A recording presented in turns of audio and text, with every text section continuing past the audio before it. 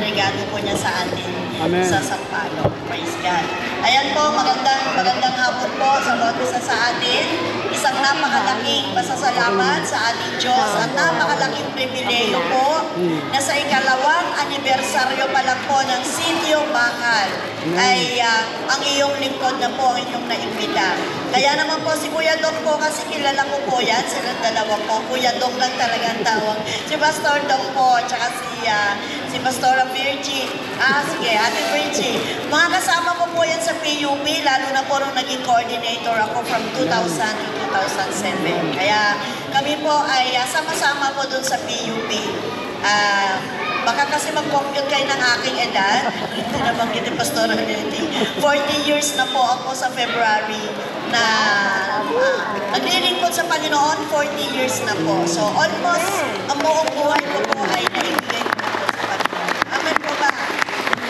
Kumulitin man, nabigyan man ulit ako ng bagong buhay ng Diyos, pipiliin ko pa rin ang maglilingkod sa Kanya. Dahil napakasarap po paglingkuran ang Diyos. Ano po? Napakasarap na yung buhay po natin ay patuloy po nating ibibigay sa Kanya. Kaya naman po, ako po, in behalf po of the whole District 4, Sampaloc, Manila, kami po ay bumabati sa inyo ng isang matagumpay na pangalawang anibersaryo po dito po sa Sitio Bakal. Praise God. At sabi ko nga po na be-bless po ako dahil 2 taon pa lang po, pero napakarami na pong manggagawa. Kaya tinatanong ko nga po kanina kung lahat po ba yun ay talagang manggagawa sa Sitio Bakal. So congratulations Pastor Dong at sa beloved mo at sa buong team, mga CFT, and of course, kay Pastor Leti, na bilang pinaka-mother church. Praise God. Congratulations po, dahil 2 taon pa lang po kayo, pero talaga ho, kapag ang Diyos ay kumilos, siya po mismo magdadala ng mga tao sa sarili niya pong ministeryo. Kaya po, muli, kami po ay bumabati ng isang matagumpay na ikalawang anibersaryo at nananalangin po na hindi lang pong 2 extension ang magkakaroon po dito sa lugar na to, kundi napakarami yung tao, ano po? Magkaroon pa po ng marami pang extension churches. Sabi nga po ni Brother Eddie Villanueva, kung ang mga tao ay hindi makapunta sa church, dalhin daw po ang church sa mga tao. At ito po yung kaparaanan na kung saan po ay maibahagi po natin kung gaano kamahal na mahal ng Diyos ang bawat isang tao na nilalang niya sa kanyang sariling wangis at luha. Kaya nga po, napakaganda din po ng kanilang tema. Ang tema po nila ay Jesus, the Living Hope. Napakaganda po. Kaya po nung sinabihan po ako ni Pastor Dong last year, na January po ay na-invite po ako bilang speaker, ay syempre po, tuwan-tuwa po ako dahil muli ko po siyang nakita at nakasama po sa mahabang panahon. Praise God. Sige po, handa na po ba tayo makinig ng salita ng Diyos? Amen po? Amen. Ayan, para hindi kayo antukin, maglilikot ako dito sa stage na to. Kasi pag steady po ako, mamaya pipikit na po yung mga mata. Ito pa man din yung oras ni peligro. O ano tawag doon? Oras ni peligro na tinatawag. Lalo na medyo malamig, at naroon na walang init ng araw, napakabuti ng Panginoon. Palakpakan nga po natin ang ating Diyos. Napaganda po ng Panginoon. Amin po ba? Praise the Lord. Ayan po. Maraming salamat. Kaya ngayong araw po na to, nagpapasalamat po tayo sa ating Diyos dahil ito pong ipinanganak o ito pong inilagay niya sa puso ng kanyang lingkod bilang pinakatema ay napakaganda. Jesus, the Living Hope. Tunay nga po sa mundo pong ito, wala tayong pwedeng sandigan. Wala tayong pwedeng pagtiwalaan ng anumang bagay, kayamanan man. Hindi po natin gawing pinakapundasyon o matibay na muog ng buhay natin ng kayamanan. Dahil sa isang kisap mata po ay maaari mawala po yung kayamanan na yun. Nakita niyo po ba yung nangyayari sa ibang bansa, yung wildfire? Di po ba? Hindi nila mapatay-patay. At yung lindol na nakaraan lang ay nangyari. It means to say, ano man ang tangan mo, ano man ang meron ka, hindi ka siguraduhan yun ng iyong buhay at ng iyong kinabukasan. Ngunit kapag si Jesus ang ginawa po natin na pag-asa, pundasyon at matibay na muog ng buhay natin, si Jesus lang ang nag-iisang pangalan na hindi ho sinumang pangalan. Nandyan po ba kayo? Si Jesus lang ang nag-iisang pangalan. Sabi nga po ng Bible, ang pangalan ni Jesus ang mataas sa lahat ng pangalan, na kinatatakutan ng lahat ng puwersa ng kadiliman sa mundo pong ito. Kaya kapag may Jesus ka sa buhay mo, doon pa lang, isang malaki na po yung, kumbaga ay kumpiyansa. Isa na po yung malaking pag-asa na kapag si Jesus ang buhay natin, hindi po pwedeng manaig ang kaaway sa buhay natin dahil, sabi nga po ng Bible, lahat ng pangalan ay lumuluhod sa pinakamataas na pangalan ito. Ito ang nag-iisang pangalan na ino-honor ng langit. Ito ang nag-iisang pangalan na alam ng buong mundo, kinikilala ng buong mundo. Ako po ay si Pastora Franz. Wala akong nakakakilala sa akin, kundi mga kaibigan ko lang. Tama po? Pero si Jesus, regardless of race, regardless of nation, sino ka man, everybody knows who Jesus is. Lalo na, kakatapos lang ng Pasko. Tama po ba? Amen. Sino nitong naramdaman nila yung mensahe ng Pasko nitong nakaraan lang? Amen. Ala, nalimutan nyo na agad? Kailan lang po, ilang araw lang nakakaraan. Napakaganda dahil nagdaos ang buong mundo ng Kapaskuhan. Bakit? Bakit nagdaos ng Pasko ang buong sanlibutan? Sapagkat ang Diyos ay nagkatawang tao sa pamamagitan ni Heso Kristo. Andyan po ba kayo? Kaya sabi ng Matthew 1 verse 21, ipinanganak ng isang birhen ng isang sanggol, Matthew 1 verse 21, at ipinangalan sa kanya ay Jesus, nang ibig sabihin ay Savior. Ibig sabihin po yung tagapagligtas. Sabi rin sa Matthew 1 verse 23, maliban sa siya ay tatawagin Jesus at tagapagligtas, tatawagin din po siya Emmanuel. Alam niyo po ba ibig sabihin ng Emmanuel? Ano ibig sabihin po ng Emmanuel? God with us. Napakalinaw na katotohanan po na ang tao ay nawalay sa Diyos dahil po sa kasalanan. Nakita ng Diyos ang kalunos-lunos na kalalagayan ng tao nung nawalay tayo sa presensya ng Diyos. Doon pumasok ang kasalanan, kagulumihanan, lahat ng sakit at karamdaman. Kung tingnan natin ang mundong ito, napakagulo. Wala ho siyang maipapangako sa atin na kasiguraduhan o anumang mga bagay. At dahil nakita ng Diyos ang kalalagayan ng tao, hindi niya po tayo kayang tiisin. Dahil nilikha tayo ng Diyos, hindi parusahan, hindi para maging ganito ang buhay natin. Nilikha po ng Diyos ang tao sa wangis at mukha niya para meron siyang kakalingain at mamahalin. Kaya lang ang nangyari lang po sa lahi ng tao ay lumayo, nawala sa kanyang relasyon sa ating Diyos. Dahil sa kasalanan, naputol ang relasyon natin at nagkaroon po ng pagsasamantalang kadiliman. Sabi po ng John 10 verse 10, si Satanas ang tinutukoy po at siya yung naging dahilan. Kaya po ang lahi ng tao ay nawala sa piling ng Diyos. Ang relasyon ay naputol. Sabi po doon, naparito si Satan upang magnakaw, magwasak at pumatay. Kaya wag na ho tayong magtaka kung bakit sa mundo po ito, tingnan niyo ang buhay ng tao kung pumatay ng kapwa. Wala, parang hayop lang. No po? Tingnan niyo ang daming mga sakit at karamdaman. Pagmasdan ninyo ang inyong mga paligid ng kawalan ng pag-asa. Nakita ho ng Diyos ang kalagayan ng tao. Sabi nga po niya sa Isaiah, para daw po mga tupang ligaw ang mga tao sugatan, walang kumakalinga, lito, wala hong tumutulong sa kanya. At dahil ganito ang kalunos-lunos na kalalagayan ng tao sa mundong ito, pumasok ang John 3 verse 16. Sino pong nakakalam ng John 3:16? Anong sabi doon? For God so loved the world, He gave His only begotten Son, that whosoever believes in Him shall not perish, but will have eternal life. Yun ang dahilan kung bakit kinakailang bumaba ang anak ng Diyos sa mundo pong ito, upang tayo na nasa dilim at nahihirapan dahil sa bunga ng pagkakasala ng una nating magulang, siya ngayon ang ating buhay na pag-asa. Siya ngayon ang maging daan upang yung relasyon natin na naputol at nawala sa piling ng Diyos. Kaya nga kanina ang sabi ko sa Matthew 1 verse 23, kaya ang pinangalan din sa kanya Emmanuel, which means to say God with with us. Napakalinaw na ibabalik ni Jesus. Sa pamamagitan ni Jesus, maibabalik muli ang presensya ng Diyos sa ating mga buhay. Sa pamamagitan ni Jesus, maire-restore uli ang relasyon natin at yung magandang buhay na pinapangarap ng Diyos sa atin, kaya po muli nating maranasan. Amen po ba? Pero kailangan mo nang lumaban ng iyong pananampalataya dahil nandito na tayo sa isang madilim at masalimuot na mundo. At diyan ngayon pumapasok na si Hesus Kristo ang buhay na pag-asa ng lahi ng tao. Amen po ba? Nandyan pa o ba kayo? Ayan, sabi ni Jesus na pakilala siya sa John 14:6. Anong sabi ni Jesus sa John 14:6?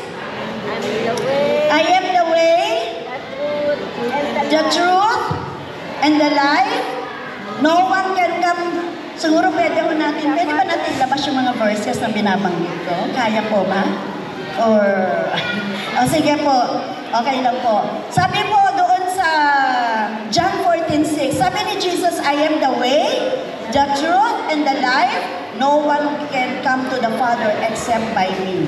Kaya si Jesus lang yung safe na pag pinag-usapan natin, walang away. Nandyan po ba kayo?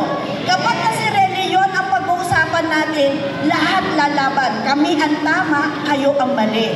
Nauna kami sa inyo, kadarating nyo lang. Pero kapag si Jesus ang pinag-usapan natin, safe na safe. Dahil walang dinalang reliyon si Jesus, kundi relasyon na maibalik ulit tayo mula sa dilim, maibabalik tayo sa piling ng Diyos na tunay, na nagmamahal. Sabi nga mo nung awit kanina, dukuli po ba? Yung tungkol sa goodness of God. Amen. Sensya na po, pag nagtuturo ako, hindi maiwasang di kumanta. Sabi mo nung awit kanina, your goodness is running after me. Your goodness is running after me. All my life you have been faithful. Buong buhay nating lahat, napakatapat ng Diyos.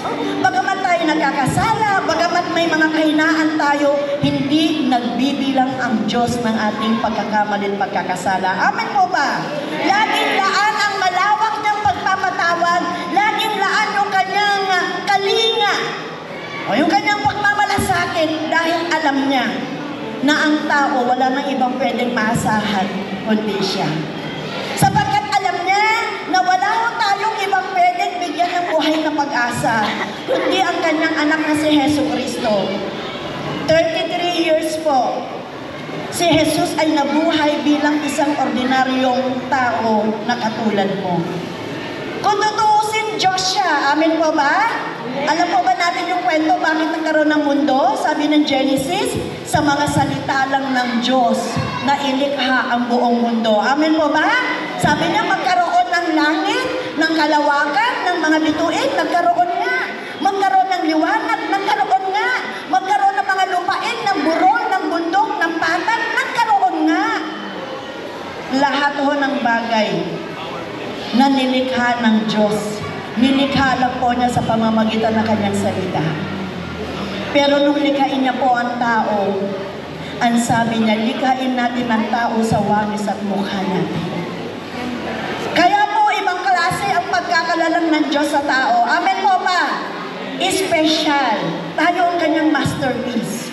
Kaya nga hindi kayang matiis ng Diyos na yung kanyang masterpiece, yung pinakamahalaga sa kanya, na lahi ng tao ay nawalay at walang kalaban-laban na nagiging biktima ng kasamaan. Alam niyo ba yung kantang gusto kong bumait? Hindi ko magawa.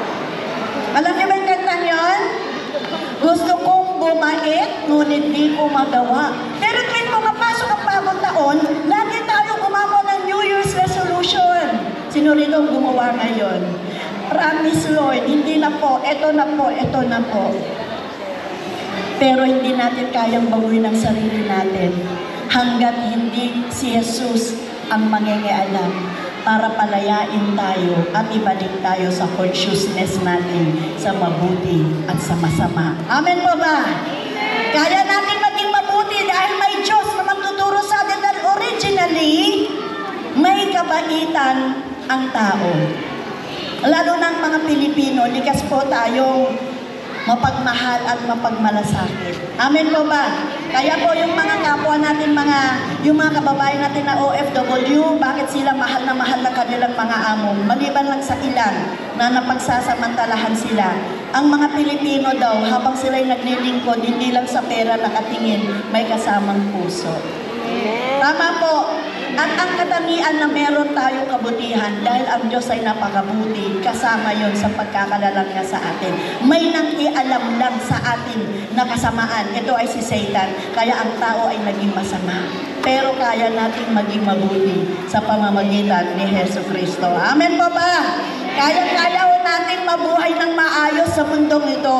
Kahit ito'y napakagulo, kahit ito'y napakasama, kaya-kaya natin maipakita sa Diyos na meron siyang sariling mga anak sa mundong ito na hindi daluyan ng kasamaan, kundi daluyan ng kabutihan mula sa presensya at sa kapangyarihan ng Diyos. Amen po ba? Masarap po ba maging mabuti? Pag ikaw ay mabuti, sabi ng Galatians 6:9, huwag kang mapagod sa paggawa ng mabuti. Recorded sa langit ang bawat kabutihang ginagawa mo. Sabi ng Lord, ako ang magbabayad sa iyo sa bawat kabutihan mo. Kaya sa bawat kabutihang ginagawa natin, ang Diyos ang nagbabalik sa atin. Amen po ba? Sabi doon, huwag kang mapagod sa paggawa ng mabuti dahil aanihin mo ito sa tamang panahon. Ang sarap po na matulog ka nang di ka nag-aalala na mamaya may biglang susugod sa bahay mo at sasaksakin ka dahil masama kang tao. Sino po rito gusto maranasan ang mabuting buhay? Sino rito gusto maranasan yung payapa ang kanyang buhay? Amen po ba? Kahit na delikado ang mundong kinaroroonan natin, kaya tayong proteksyonan at ipaglaban ng ating Diyos for as long as sa puso mo, nandyan na si Hesus Kristo na lalaban at tutulong sa atin para magtagumpay sa lahat ng mga bagay na nagaganap sa ating buhay. Amen po ba? Kaya po nung pinanganak ang anak ng Diyos in 33 years, nakapiling natin siya. Sabi ko nga, ang Diyos, ninikalan niya ang mundo sa salita. Sa totoo lang, pwede naman hindi na dumaan si Jesus sa proseso ng ipagbuntis pa siya ni Birhen Maria. Tama po ba? Kaya lang naman nakilala si Birhen Maria dahil doon sa sanggol na pinagdalanta at pinanganak niya na hindi bunga ng mag-asawa. Andyan po ba kayo? Si Jesus ang dahilan kaya nakilala po si Maria. Sa totoo lang, pwede naman sa isang kisap na zoom, andyan na kagad si Jesus. No po? Pwede naman na sa ilang araw lang, malaki na siya kaagad. Pero bakit siya dumaan sa proseso ng pagbubuntis at ipapanganak? Dahil yun ang proseso kung paano tayo pinanganak sa mundo pong ito. Andyan po ba kayo? At lumaki siya na katulad po natin naging tao in 33 years. Nakita niya po kung ano yung lahat ng nararanasan at nangyayari sa atin. Kaya nung isang araw, i-offer na po niya ang kanyang buhay sa krus ng Kalbaryo. In 33 years, hindi niya hinayaang mamantsahan, madumihan ang kanyang banal na dugo. Dahil alam niya, yun na lang nag-iisang pag-asa ng tao para mahugasan, mapatawad sa kasalanan, at mapanumbalik muli ang kanilang relasyon sa ating Diyos. Amen po ba? 33 years lumaban si Jesus. Totoong namatay siya. Pero sa ikatlong araw, siya po ay nabuhay. At ang kanyang muling pagkabuhay, hindi niya po yun kailangan sa kanyang sarili. Kailangan po natin ang kanyang katagumpayan. Sapagkat ibibigay niya yung kanyang kapangyarihan, yung kanyang kakayanan na nagtagumpay sa mundong ito, ibibigay niya sa lahat ng naniniwala, nananampalataya sa kanya. Para kung paano siya naging matagumpay, kaya rin natin magtagumpay sa mundo pong ito. Amen po ba? Ano sinasabi sa Philippians 4 verse 13? I can do all things. Hindi sinabi na, konti lang, konti, jutay. No po? Basit laeng. Hindi eh. Ang sabi doon, I can do all. Ano, itong mga problema sa buhay, kaya mo ba yan? Kaya.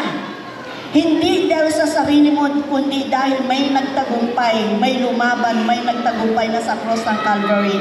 At yung kanyang katagumpayan ngayon, binibigay niya sa mga tunay na nananampalataya at nagtitiwala ng kanyang buhay sa kanya. Amen po ba?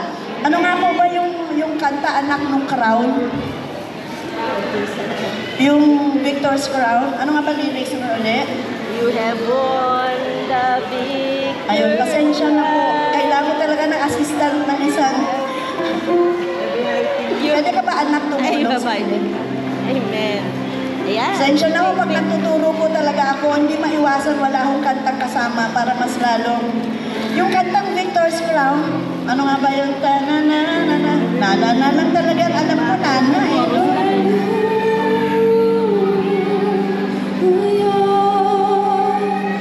You have overcome.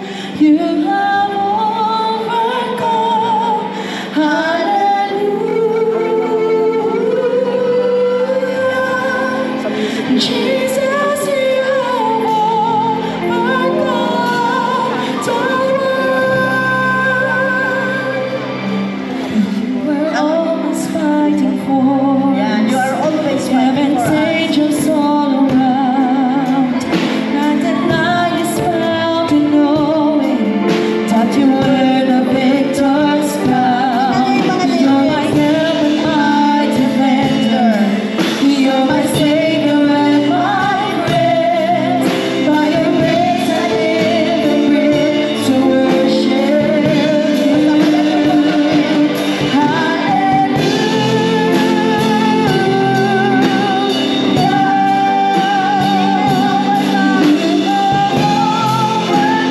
Tagumpay siya. Amen.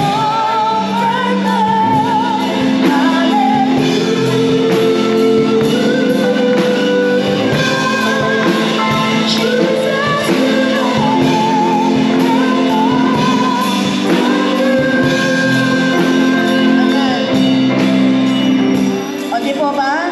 Si Jesus, suot niya ang Victor's Crown. Amen po ba? Lahat ng kadiliman, lahat ng nagpapahirap sa atin, lahat ng umaalipin sa atin ang gawa ng kaaway, gawa ni Satanas, binasak niya lahat dun sa cross ng Calvary. Totoong namatay po siya. Napakalinaw on the third day. He rose again from the dead. Dala-dala po yung katagumpayan at yung kakayanan, yung putong, yung crown, yung Victor's Crown, isusuot niya po sa bawat magbibigay ng mga buhay nila sa Kanya dahil ina-acknowledge ni Satan na siya ay talunan dahil doon sa cross ng Calvary na ginawa ng ating Panginoong Jesus. Amen po ba? Palagpagan nga po natin ang ating Diyos sa buhay. Walang pwedeng tatalo kay Satan. Sabi mo, karekista ako, white belter, black belter. Hindi ang kailangan ni Satan. Sabi mo, kilala ko sa mundo, very powerful ako. Satan! Sabi ni Satan, ano ngayon? There's only one power and authority that defeats. Isa lang ang kinatatakutan ni Satan, walang iba kundi ang pangalan ng anak ng Diyos na buhay. Walang iba kundi si Jesu Cristo. Amen po! Amen po ba? Kaya pag pinanggit mo ang pangalang Jesus, ano sabi nung awin? There is power in the name of Jesus. There is power in the name of Jesus. There is power in the name of Jesus. There is power in the name of Jesus to break every chain, break every chain, break every chain. There is power. As you mention the name of Jesus,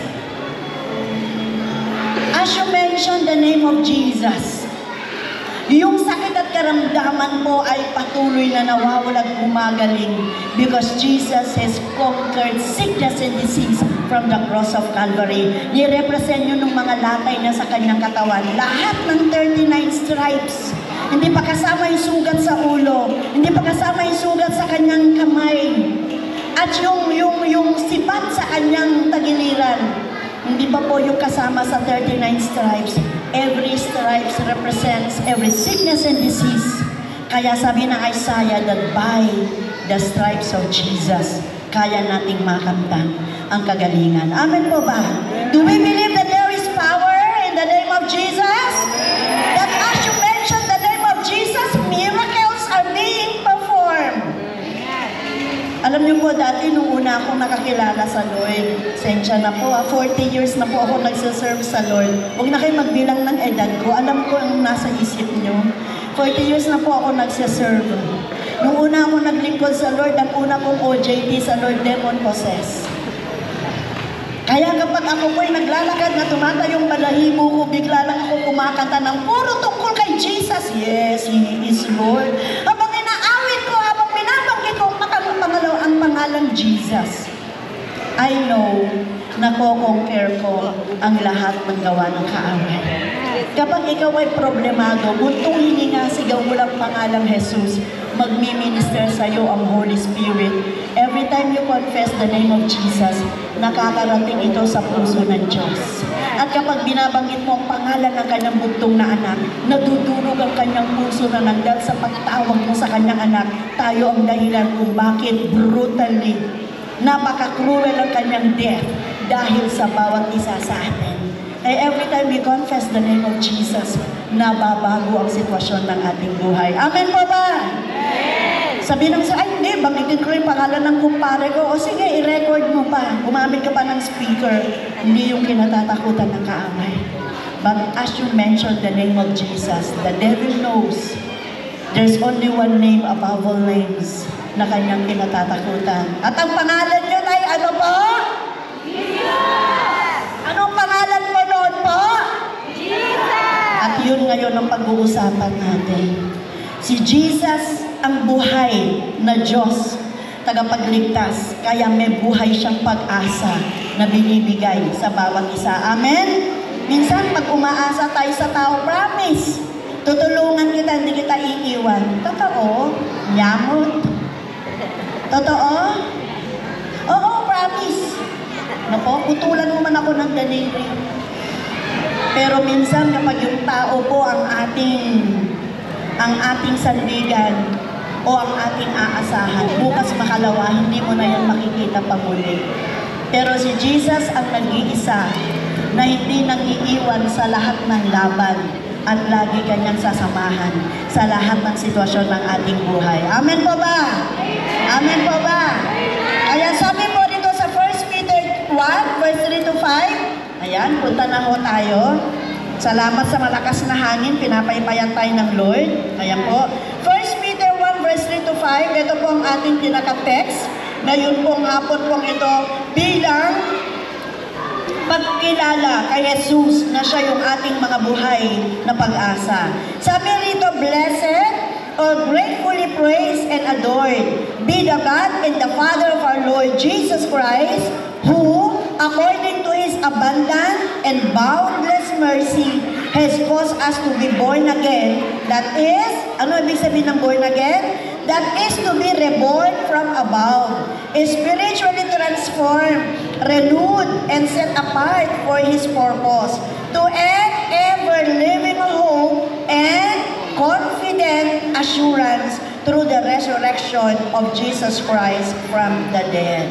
So dito pa lang po ay sinasabi na po na ang pinaka-assurance natin ng ating kasiguraduhan, ang ating ever-living hope, buhay na pag-asa, ang ating kumpiyansa, ang ating confidence, ito po ay nakasalalay sa muling pagkabuhay ni Jesus doon sa cross ng Calvary. Kaya dapat tayo ay ipanganak sa Espiritu ng ating Diyos. Andyan po ba kayo? Amen. Dahil po sa kasalanan, yung Espiritu ng Diyos sa atin ay nawala.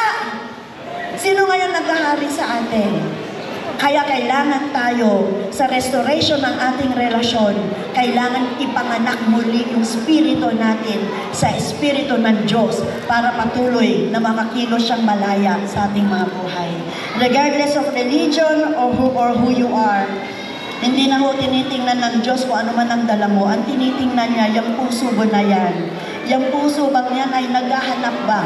Kaya bang magtiwala pa o manampalataya sa kanyang anak? Sabi ng verse 4, born anew into an inheritance which is imperishable, beyond the reach of change and unbelief and unfading reserved in heaven for you. And verse 5, who are being protected. Ito po, who are being protected. Iniingatan tayo ng Diyos, shielded by the power of God through your faith for salvation that is ready to be revealed for you in the last time. Kaya nga po, ang mundong ito, punong-puno po ito ng threat. Isipin niyo po, yung mga tao, walang kaalam-alam na nakatayo lang sila dyan sa pintuan ng kanilang mga bahay, biglang merong sasakyan na mawalan ng brake. Mabalitaan niyo ba yun, yung mga natutulog? Bigla na lang pong inaararo ng mga sasakyan. Hindi na pala sila sisikatan ng araw. At hindi natin alam kung anong pwedeng mangyari. Pero kapag ang buhay natin ipagkatiwala natin sa Diyos, kaya niya tayong proteksyonan at ingatan sa lahat ng mga threat sa buhay natin na hindi natin nakikita. Ang kaaway po kasi hindi rin natin siya nakikita Pero alam ng Diyos kung ano yung mga pinaplano niya sa atin. Amen po ba? Ngayong 2025, ano man yung balakin, ano man yung pinaplano ng demonyo, no way. Kapag si Jesus ang minelcome natin at ang buong buhay natin ipagkatiwala natin sa Kanya, everything will be well this year, 2025. Amen po ba? Naintindihan mo ba natin yung palakpakan na po natin ang ating Diyos ang buhay? Sabi po rito, the Lord implants a living hope in each believer. Ang Diyos ang naglalagay ng buhay ng pag-asa sa bawat mananampalataya. Nothing can disappoint us in this life. Hindi tayo mawawala ng pag-asa. Hindi tayo madi-discourage. Kapag ang buhay ng pag-asa na to ay nasa atin na, nandoon po nagniningas sa ating mga puso ng dahil kay Yesu Cristo. People tend to look down on Christian faith because of its hope. Minsan may mga tao daw po na kapag tayo ay nananampalataya at nagpapahayag ng pagtitiwala natin kay Jesus, they look down on us. Ito na naman yung mga hallelujah, nagtitinda ng luya. Opo, magkano kaya luya nila? Hindi nila namamalay na yung kinakansyawan nila yung Diyos na nagbibigay ng buhay sa kanila. Amen po? Sino rin ang may sariling buhay? May sarili siyang oxygen, di galing sa Diyos. Sino rito ay may sariling mundo? Umalis ka sa mundo. Pag-ari ng Diyos sa mundo ito kung kaya natin sa Lord. We are. Nandun tayo sa lahat ng mga bagay na pagmamay-ari ng Diyos kasama ka at ako. Amen po ba? Amen. Kaya mas piliin natin. Kanino pa ba tayo pupunta? Kanino pa ba tayo magtitiwala? Kundi sa Diyos mismo na lumikha sa'yo at nagmamahal sa'yo. Sabi nga po rito, Christian believers are steady. Yung ating pananampalataya daw po ay unmovable. Steady lang siya because their eyes are on God's eternal promises rather than those things on earth which are quickly passing away. Mula po nung nag-COVID, nauso po ang mga anxiety at mga mental health. Marami po ang nawalan ng pag-asa. Lalo na nung na-lockdown tayo, yung mga bata na hindi na pumapasok, nag-iba ang kanyang pag-uugali. Nawalan sila ng social na buhay sa school. Kaya yung anxiety napakatindi. Nandoon po na para bagang na wala tayong kalayaan. Maraming tao ang nawalan ng pag-asa. Bakit? Nagsara yung mga negosyo. Nagsara yung mga pinagtatrabuhan nila. Praise God. Dahil sa pamamagitan po ni Senator Joel, bago po nagkaroon ng COVID, na ipasa niya yung work from home na batas. Amen po ba? Nung una, kinokontra pa po nila. Pero makikita po natin, kundi dahil sa work from home na batas ngayon, hindi makakapagtrabaho ang lahat na kahit hindi pumapasok sa opisina, kumikita pa rin sa loob ng mga tahanan nila. Amen po ba? God is good! All the time! Alam ng Diyos ang kanyang ginagawa. Kaya nga po, tingnan po natin ano yung characteristics ng buhay na pag-asa natin. Una, assure hope. Siguradong pag-asa. Sapagkat ang pag-asa natin ay nakaangkla sa muling pagkabuhay ni Jesus sa krus ng Kalbaryo. Nakaangkla ito mismo sa Diyos na may gawa ng langit at lupa na kaya niyang gumawa ng anumang bagay na naisin niya. Sabi po, a real Christian only has this special hope A new life accompanied by a new hope. Ito daw po ang nasa ilalim ng sure hope. Salvation begins with God. Ayon po kanina po sa verse 2. Ang kaligtasan ay nagsisimula sa Diyos. Ang kaligtasan ay secured by God. Salvation, the born again, is completed by God Himself by the power of the Holy Spirit. And salvation is confirmed by God Himself dahil sa muling pagkabuhay ni Hesus Kristo sa krus ng Kalbaryo. Kaya nga po, wala pong ibang ligtas na lugar sa mundong ito maliban po sa kamay ng ating Diyos. Amen po ba? Amen. Kahit lagyan mo pa ng bulletproof ang bahay mo, paano kung nagkaroon ng problema sa kuryente? Mapapahama ka pa rin. Maalala mo yung taon na lahat ng kababaihan, ang dami nire-rate, tinatapon lang sa mga sulok-sulok. Ang sabi, turuan ng mga kababaihan ng karate judo. Kahit anong gawin mo pang pagmamaster para iligtas ang sarili mo, walang ligtas na lugar kundi sa presensya at sa kamay ng ating Diyos. Amen po ba? Dahil kung nasaan ang presensya ng Diyos, absent ang kaaway, absent ang lahat ng masasama. Why? Hindi kaya kasing pasukin. Hindi kayang magstay ni Satan kapag nandun na ang Diyos sa isang lugar.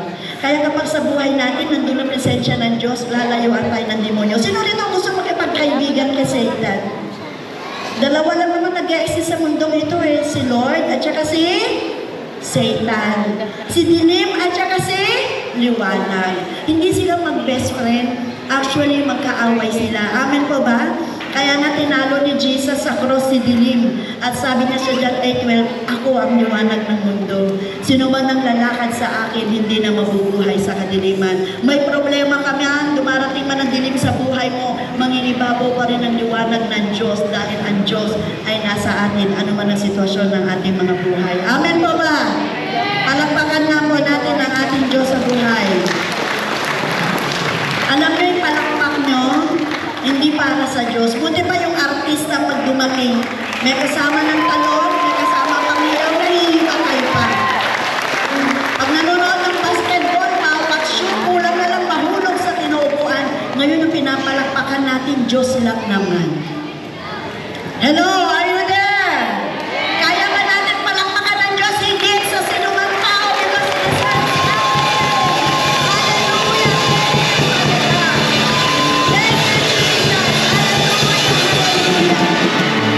Praise the Lord. Sabi po rito, as much as God has brought us salvation, let us sure that our hope can.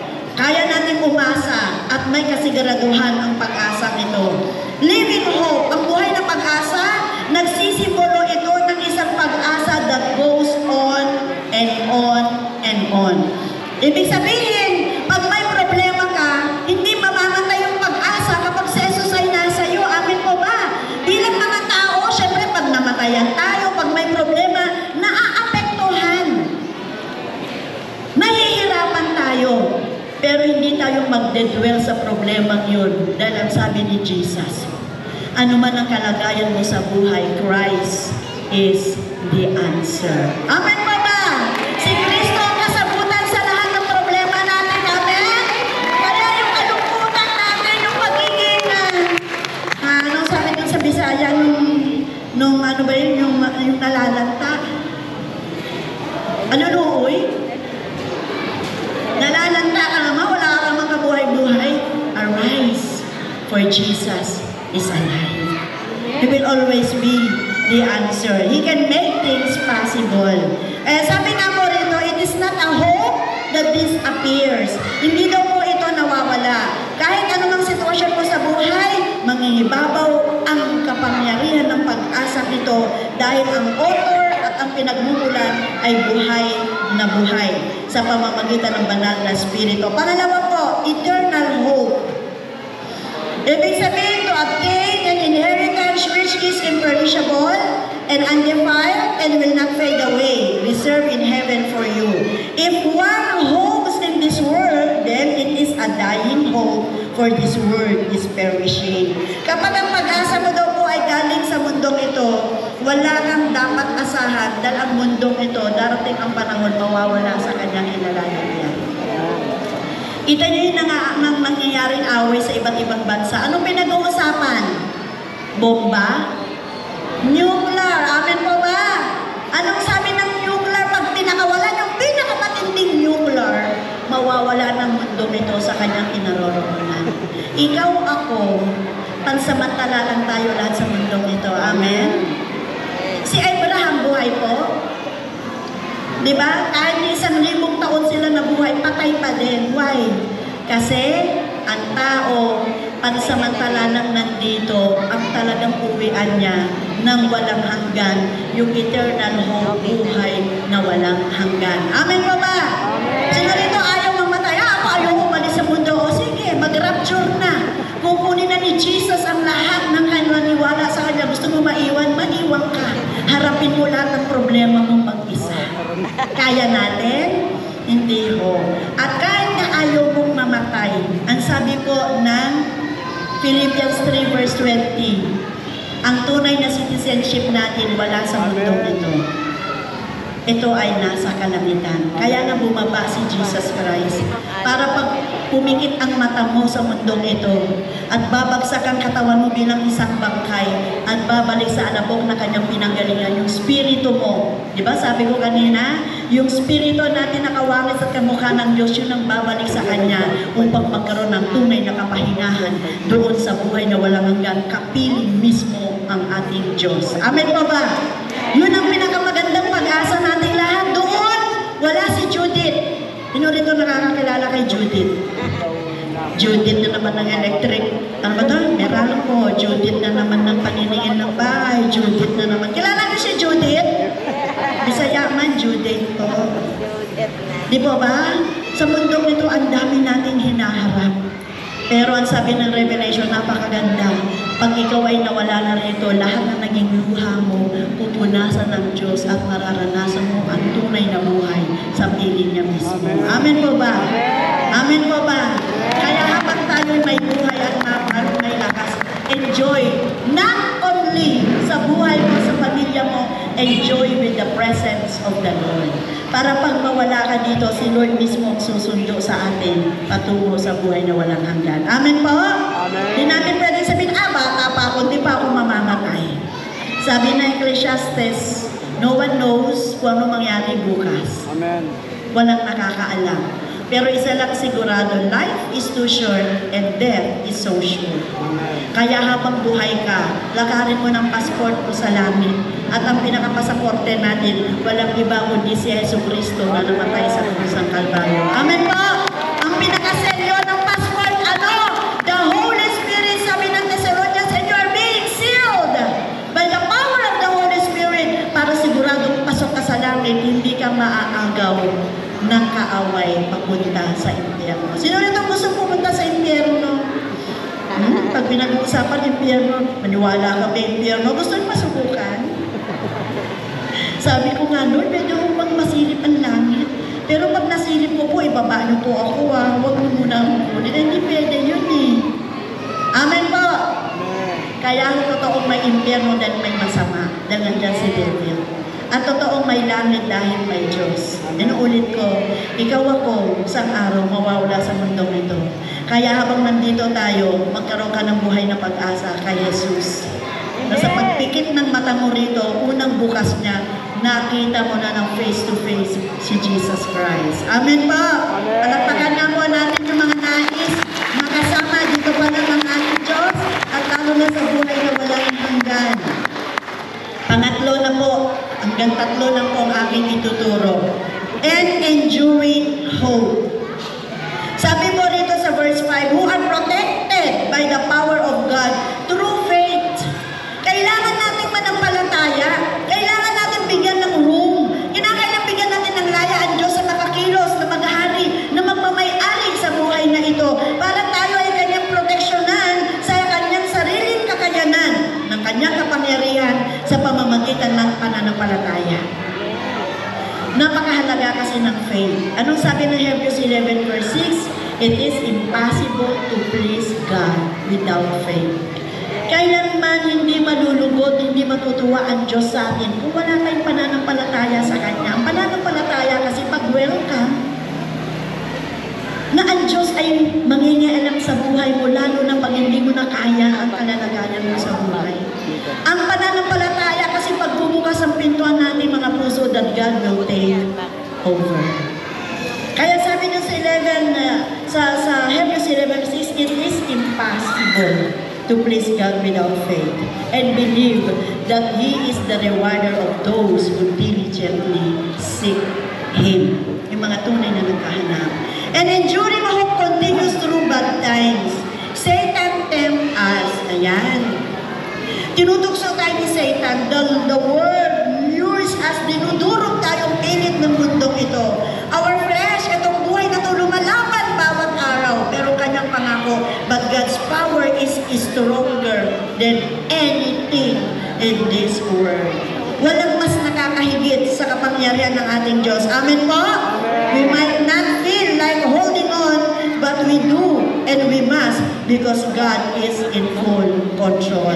Ayan, nabanggit ko na itong verse na ito, Philippians 4 verse 13. Basahin ko lang po ulit. Sabi po ni Pablo o ni St. Paul, I can do all things which He has called me to do. Through Him who strengthens and empowers me to fulfill His purpose. I am self-sufficient. Sufficient ako kay Kristo. Sabi, I am ready for anything and equal to anything through Him who infuses me with inner strength and confident peace. Yung ibig sabihin po ng inner strength, ang tunay na pagkatao mo na nakakonect na kay Hesus Kristo. Amen po. Pinipilit ka man tibagin ng mga bagyo, hindi na tayo pwedeng mapaghiwalay sa connection natin kay Hesus Kristo. Kaya sabi nga po ng Book of Romans, no one can separate us death. Anumang mga kaganapan sa mundong ito, wala nang pwedeng makapaghihiwalay sa atin sa pag-ibig ni Hesus Kristo. Mangyayari lang ito kung ito yung desisyon na gagawin natin sa ating mga buhay. Sabi na po, an end to the trouble. Matatapos lang yung trouble, the last day of trouble will come through salvation. A beginning of the blessing. Saan magsisimula yung biyaya natin sa ating Panginoon ngayong 2025? Magsisimula ang blessing na yun kapag binelcome na natin ang Diyos sa buhay natin. The keeping power of God, we need to be dependent upon God, not to ourselves. And the greater faith with a greater blessing. The more na ang faith mo ay malawak at mas makapangyarihan, the more na ang blessings kapag i-deliver ni Lord sa'yo, buong makakarating. Sino rito ang nagpapadeliver sa Grab? Ano pa ba yung Grab? Ano pa ba yung nagda-deliver sa atin? Di ba may kaganapan na pagka-deliver minsan nawawala? May nangyari na. Yung in-order mo, iba yung ibinigay. Pero kapag ang Lord nag-bless, may gusto mang umagaw, sabi ng Lord, oops, huwag mo itong pakialaman, angel ko magde-deliver para sigurado makarating sa aking mga anak. Amen po ba? Why? Because of our faith. Because of our trust to God. Pwede ba na sabi ni Satan, ay, ano ka? Mas makapangyarihan ako sa iyo. Sabi ng Lord, remember, ako ang gumawa sa iyo. Do you remember that the devil dati ay kapiling ng Diyos sa langit? Actually, worship leader dati si Satan, ang pangalan niya Lucifer, nagrebelde lang na inggit. Kaya dapat magalit tayo sa inggit. Amen po. Kasi pag naiinggit ka, hindi yan God-inspired. Yan ay evil-inspired. Pag nainggit ka, anong gagawin mo? Malulungkot ka. Bakit siya meron, ako wala? Magkakaroon din ako niyan, hihigitan pa kita. No po? Yung mga galit, hindi ako healthy sa buhay natin kapag ikay laging may galit. I-let go mo yan at magpaghari ang kapayapaan at ang joy ng Lord sa atin. Kung gusto mong manatiling young, kahit na sabi nga ang edad ay numbers lang, kung gusto mong manatiling mukhang ubas at hindi mukhang pasas, nakakita na kayo ng ubas na pasas? Ang pasas, kumulubot na ubas. Para manatili tayo fresh and young. Hayaan natin na yung mga galit, mga negative na bagay na yan, i-let go mo. At hayaan natin ang Lord ang maghari sa buhay natin. Lahat ng bagay maging magaang kapag si Kristo ang kasama natin sa buhay. Amen po ba? Amen. Huwag kayong mag-alala. Alam ko po, tingin nyo sa akin ay sobra na. Tatapusin ko na po yung mensahe ko. 1 John 5 verse 4. Ano po ang sabi rito? For everyone, basahin na po natin. Pwede ba ako humiling ng pabor? Pwede ba natin basahin na sabay-sabay po? Go! For everyone, born of God is victorious and overcomes the world. And this is the victory that has conquered and overcome the world. Our continuing, persistent faith in Jesus, the Son of God. Amen. Kaya dapat, hindi mawala ang connection natin. Sino rito ang nawalan ng signal, pero nakakakontak pa? Nawalan ng internet, pero may komunikasyon pa. Di po ba paralyzed? Therefore, wag natin alisin ang connection at komunikasyon natin kay Jesus para lahat ng bagay ay malinaw sa ating buhay. Amen po ba? Hindi tayo magkapaan. Sabi nung isang bata, di ba, hindi ako magmerienda, basta may upload ako, may internet, may signal. Ano sinasabi, hindi kompleto buhay nila pag walang internet, pag walang signal. Mas lalong hindi kompleto ang buhay mo kung wala si Kristo na nagbibigay ng tunay na buhay. Amen po ba? Palagpagan na po natin ang ating Panginoong Jesucristo. Amen po. Sabi nito, we can grow from difficult times which comes with living with evil people. Kayang-kaya natin mapaglabanan ito. God's curse is all around us now, but one day it will be lifted up. A hope that does not endure is not a real hope. Christian perseveres and overcome. Christians who backslide often come back to the church to reassure them of their hope. Tayo daw po, minsan napanghihinaan ng loob, pero tandaan natin, kahit na panghihinaan ka ng loob, gagawa pa rin ang Diyos. Sabi nga po ng kanta ni Gary V, babalik ka rin. Amen po ba? Ano sabi doon? Babalik at babalik ka rin. Dahil habang hinaharap mo mag-isa ang buhay mo, marirealize mo, apart from God, I can do nothing in this world. Amen po ba yun? Although one might feel like giving up, parang gusto nang sumuko, huwag daw po natin gawin. Because God is not to blame. Maraming tao sinisisi ang ating Diyos. It is His grace and power that will keep you during these hard times. Ang biyaya, siguro kantahin natin mamaya yung goodness, ano? Ang biyaya at kabutihan ng Diyos yung daw po ang magbibigay sa atin ng pagpapatuloy na lumaban sa ating buhay. One day, the troubles will end. And with the arrival of the blessing, you will not anymore remember the bad times that you have experienced. Kaya sa ating conclusion, pwede ba natin basahin uli ng sabay-sabay yung conclusion na ito? Our challenge is to take that hope and let it be living in every sense of the word. Deeply affecting and penetrating everything that it touches in our lives. That Christ, joy, kagalakan, pag-asa, pag-ibig will shine through our lives. And that, though we suffer loss, may mga problema din na pagdadaanan sa mundong ito, but Christ's radiance will continue to shine forth from our lives. Kaya napaka-importante po, basahin po natin ilang verse na lang, 3 na lang. Isigaw nga po natin ang pagbabasa sa 1 John 4 verse 4 para marinig ng kaaway at marinig ng ating malalim na pagkatao. Isigaw nga po natin, you are of God, little children, and have overcome them, because He who is in you is greater than He who is in the world. Ang tinutukoy dyan walang iba kundi si Jesus. Kaya kailangan natin ng Romans 10 verse 9 to 11. Basahin po muli natin ng sabay-sabay.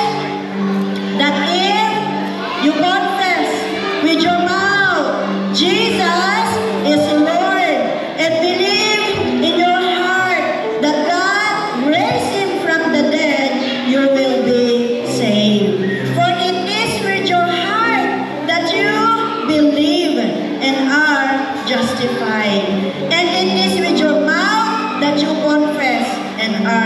saved.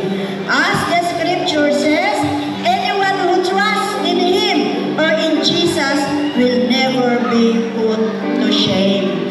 Ang sino mang patuloy na magpahayag ng kanyang pananampalataya sa Kanya, kailanman hindi niya papahiyain, hindi niya po ito itatapon. Mga kapatid, sino po ang gusto natin na lapitan kapag tayo'y nalilito at nagulunihanan? Huwag nating subukan yung sinasabi nilang heaven. Alam niyo ibig sabihin? May mga taong nag-aalok, alika pre, gusto mo makalimot? Tikman mo to, siguradong nasa langit. Kaya pala, minsan may nakita ko sa tulay, ang taas ng tulay, lumalakad siya. Kasi feeling niya, naglalakad po siya sa heaven. Nakuha niyo po ba ibig sabihin? That is a false solution that comes from the devil. Maliban sa pag nawala na yung apekto ng kanyang tinake na feeling niya nasa heaven siya, hanap-hanapin na ng katawan niya ito, maging adik siya, tuluyan ng masira ang lahat ng pag-asa niya sa buhay. Why not come to Jesus? Ibinigay na niya ang lahat-lahat niya. Isinuko niya ang kanyang pagka-Diyos, sinubad niya in 33 years, bumabasa sa pahiling ng tao. At sino po ba tayo para piliin ni Jesus na makapili? Para makuha niya lahat ng dinadala natin. And then one day, dadalhin niya mag-isa sa krus. Yung mga bagay na nagpapahirap sa atin, kailangan niyang lumaban doon sa krus na yun. At sa kanyang pagtatagumpay, alam niya, nandun yung tunay na kasagutan sa lahat ng ating pangangailangan. Amen po. Lumapit tayo kay Jesus, hindi siya madamot. Sa totoo lang, sabi ng John chapter 1, in the beginning was the Word. Malaking letra po yun ang tinutukoy si Jesus. And the Word was with God. And the Word Himself was God. Anong sabi sa verse 2? Lahat ng bagay na nalalang sa mundong ito nilikha sa pamamagitan niya. Walang anumang nilalang sa mundong ito na hindi sa pamamagitan niya. And yet He chose. Pinili niyang bumaba sa mundong ito, kapiling tayo. Na isurrender niya, na ibando na niya ang kanyang pagiging anak. Na supposedly advantage niya. Na sa langit sinasamba siya ng mga anghel, wala siyang problema. Pero bumaba siya para kunin ang lahat ng problema na meron ng tao. In 33 years, walang suporta na anghel ang kanyang ama. Tayo bilang mga magulang tayo, amen?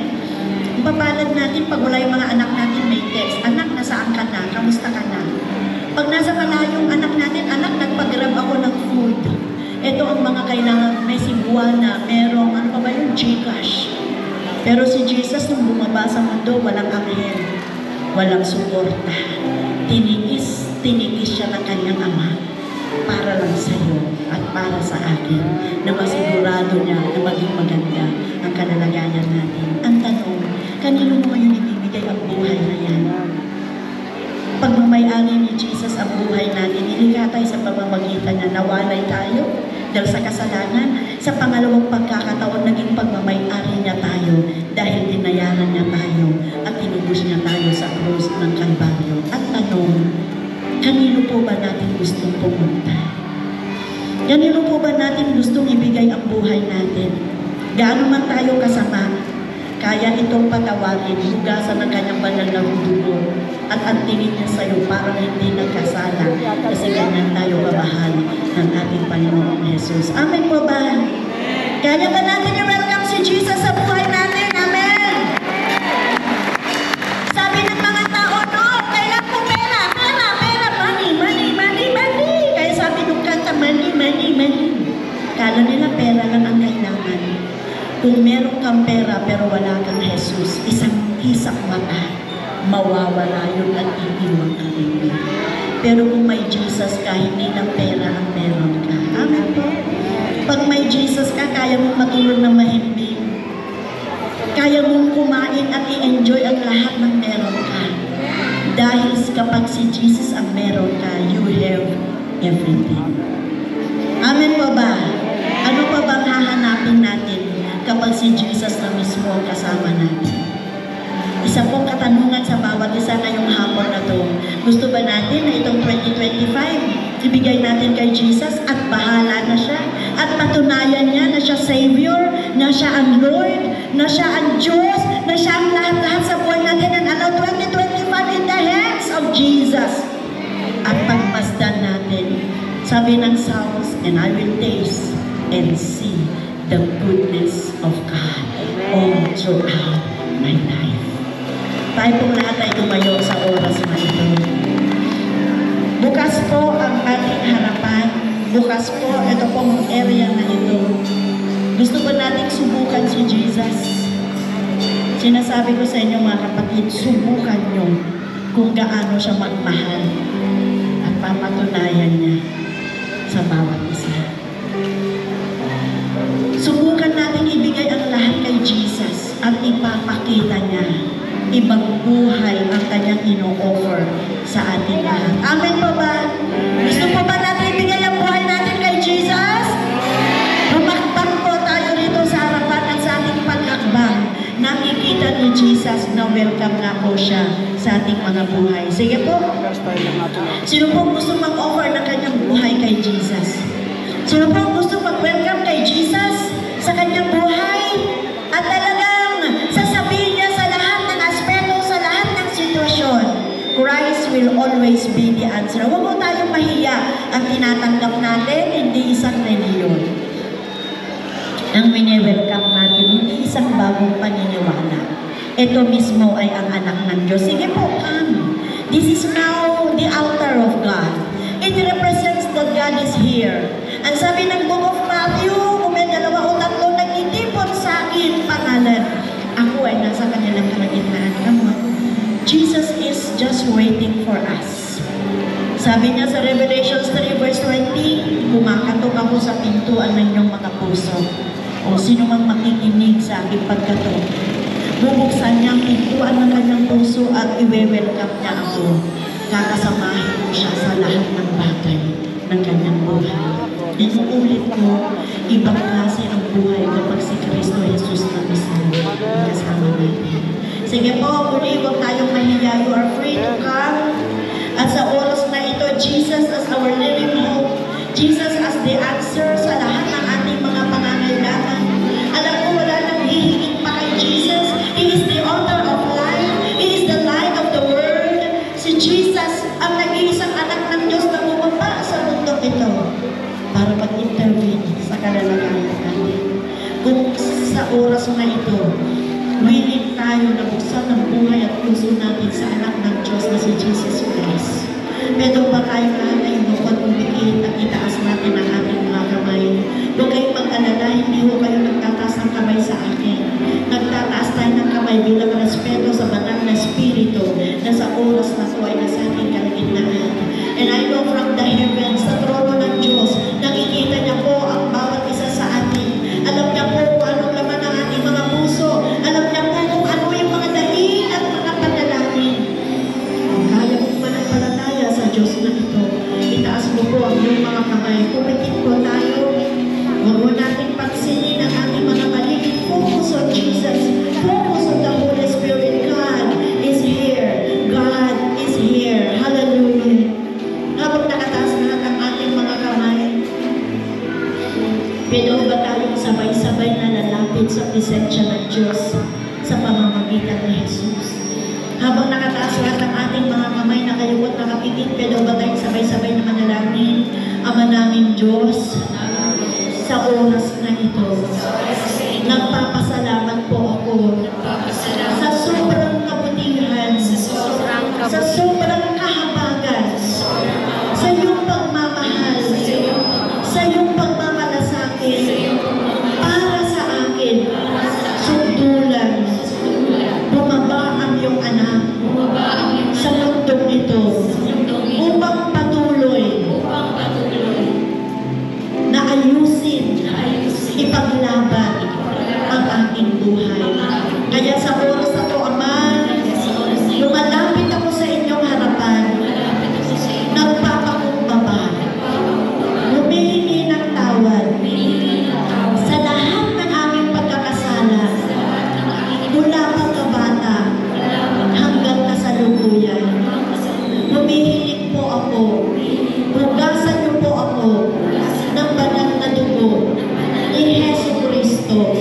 at sa pamamagitan ng inyong banal na Espiritu, gawin niyo po ako kaaya-aya sa iyong banal na harapan. Sa oras na ito, binubuksan ko ang aking puso, ang aking buong buhay. Ina-acknowledge ko si Jesus bilang Diyos, Panginoon, tagapagligtas ng aking buhay. Magmula ngayon, ilalagak ko, ipagkakatiwala ko sa Kanya ang aking buhay at kinabukasan. Baguhin niyo po ako at gawin niyo po ako recipient ng iyong biyaya at kahabagan ng lahat ng benepisyo sa krus ng Kalbaryo. Nais ko po na maranasan ko ang presensya mo, ang kapangyarihan mo sa buhay ko. Isulat ko rin po sa aklat ng buhay ang aking pangalan upang may kasiguraduhan ng buhay na walang hanggan. Magmula ngayon, ang buhay ko ay binibigay ko na sa iyo sa pangalan ni Jesus. Amen. Ako na lang po mananalangin. O Diyos, salamat.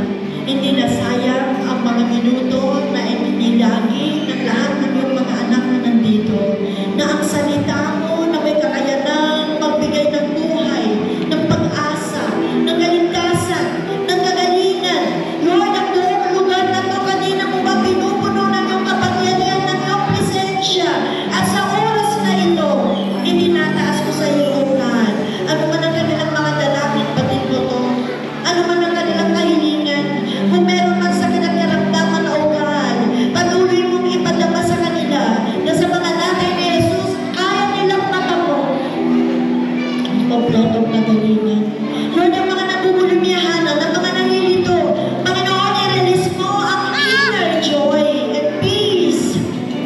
Hayaan mo, Lord, na iahon mo lahat kami sa dilim. Ilipat mo kami sa kaliwagan ng bugtong na anak na si Yesu Cristo. Dinalaw mo kami sa lugar na ito, banal na Espiritu. Balayang ang pumilos ngayon sa aming mga buhay. Ano man ang kahilingan ng bawat isa. Panginoon, sa oras na ito, yakapin mo ang bawat isa sa amin. Ibaba mo ang iyong presensya, ang iyong kapangyarihan. Ipakita mo na kapag kayo ang Diyos, kayo ang magmamayari, kayo ang maghahari sa buhay namin, merong mangyaring maganda sa aming mga buhay. Tanggalin ninyo ang taluga, Panginoon, ng mga mata namin para makita namin ang iyong kapangyarihan, ang iyong kalwalhatian, at magmula ngayon, Panginoon, mag-ialay ka sa bawat area, aspeto ng aming mga buhay. Tinataas ko po sa iyo, inilalaban ko po sa iyo, Panginoon, ang buhay namin lahat, dahil kapag kasama namin kayo, lahat ng bagay maging posible. May problema man, itatawid niyo kami, tutulungan niyo kami, hanggang sa isang araw, Panginoon, sa takdang oras, na kapag kami, Lord, ay kukuhain mo na sa mundong ito, sa pagpikit ng mata namin sa mundong ito, sa pagmulat, nandyan na po kami sa piling ninyo sa buhay na walang hanggan. Sa oras ng tuloy, i-bless nyo ang bawat isa. Make a miracle. Lord, make a miracle. Patunayan ninyo na ngayong oras na ito, meron kakaibang magaganap, mangyayari, transformation, renewal, redemption, deliverance, Lord, sa buhay ng bawat isa. I declare it only in the mighty name of Jesus. Magmula ngayon, kayo na po ang magpala. At ang 2025, Lord, patuloy na po namin pinagkakatiwala sa iyo. Sigurado kami na lahat ng bagay maging maayos dahil ang 2025 ng buhay